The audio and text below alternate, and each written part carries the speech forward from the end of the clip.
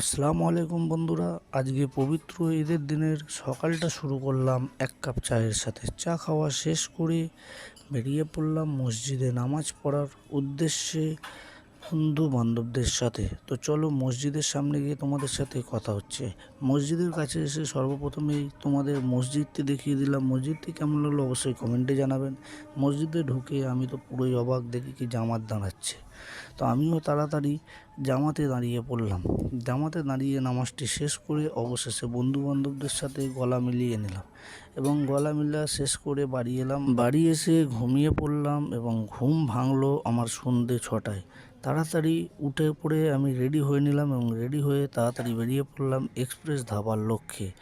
ধাবায় ঢুকেই তাড়াতাড়ি অর্ডার দিলাম চিকেন ললিপপ এবং রেশমি কাবাব। তাড়াতাড়ি খেয়ে দিয়ে বিল মিটিয়ে মেয়ের সাথে একটু ঘোড়া নিয়ে খেলা করে নিলাম। এইভাবেই আমাদের ঈদটি কাটল।